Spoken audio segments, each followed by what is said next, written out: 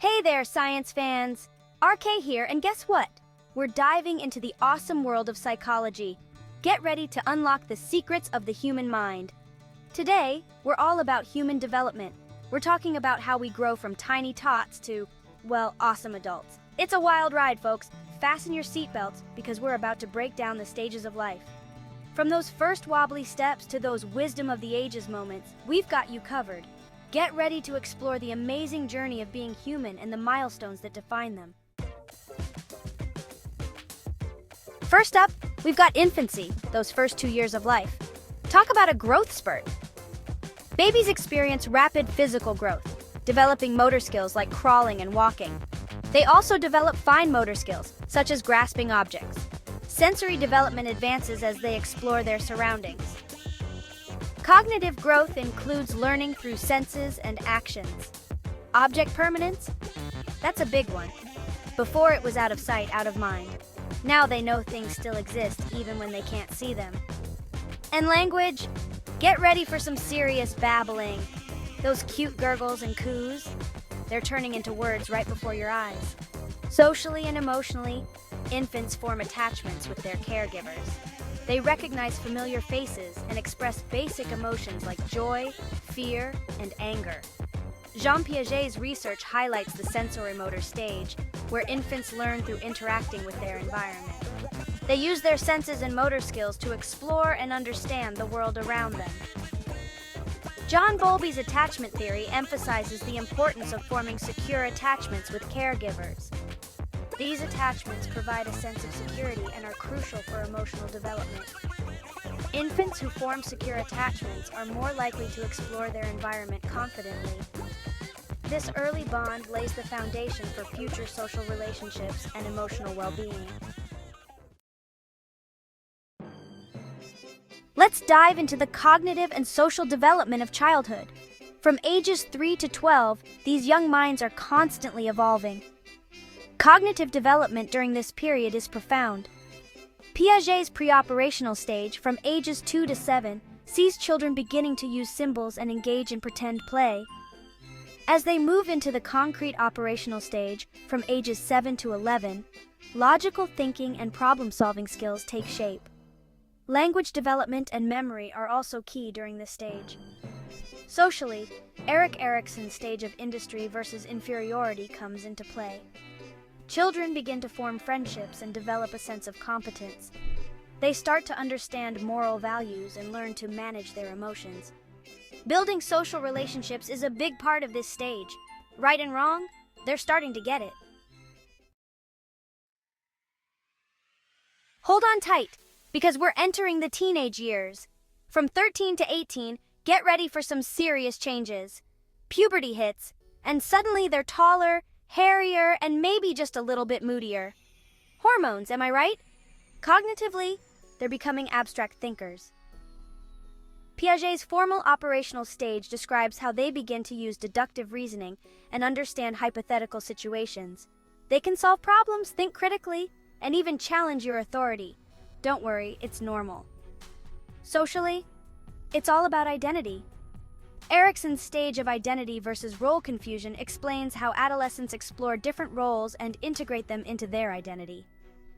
Where do I fit in? These are the big questions they're grappling with. Independence is key, and they're starting to figure out who they are separate from their parents. It's a time of self-discovery and, yes, maybe a little bit of rebellion. Adulthood spans from 19 to 65 years. Welcome to this dynamic phase of life.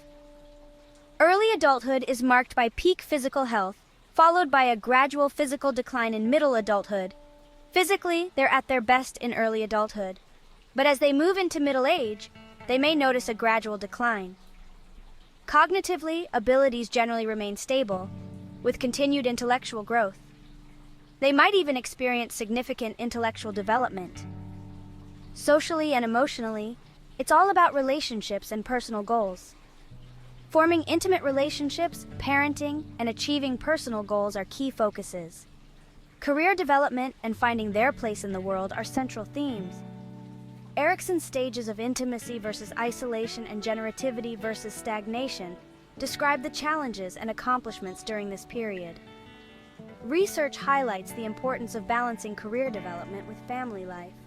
Major life events include career milestones, forming a family, and contributing to the community.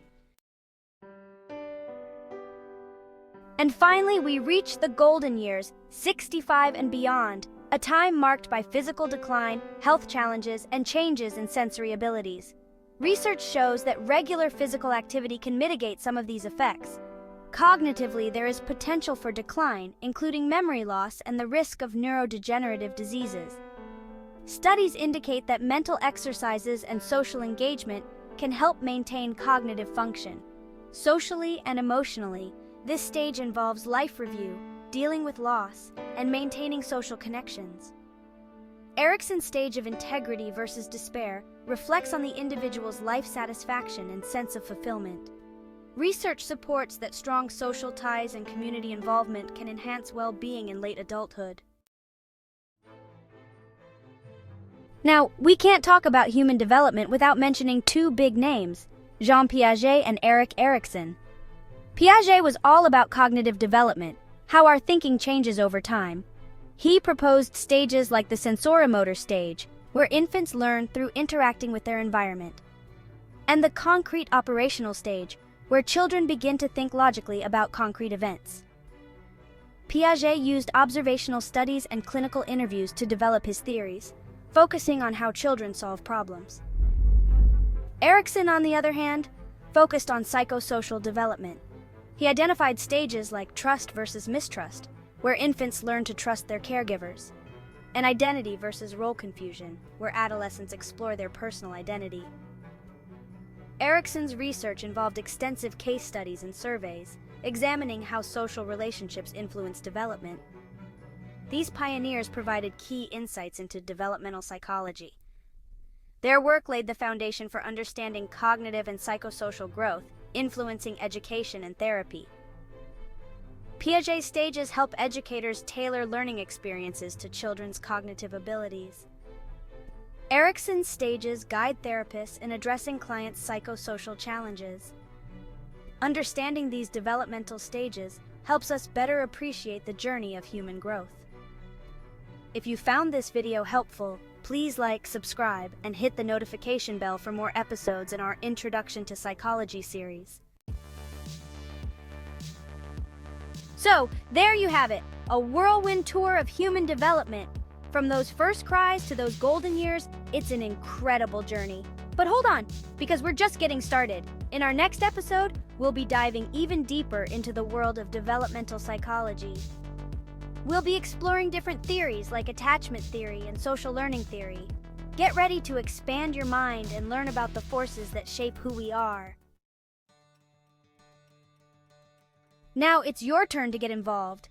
What did you think of our journey through human development? Share your thoughts in the comments below. Tell us about your own experiences, ask questions, and let's keep the conversation going. Remember, science is for everyone, and understanding human development is key to building a better future for all of us. Stay curious, my friends. See you next time.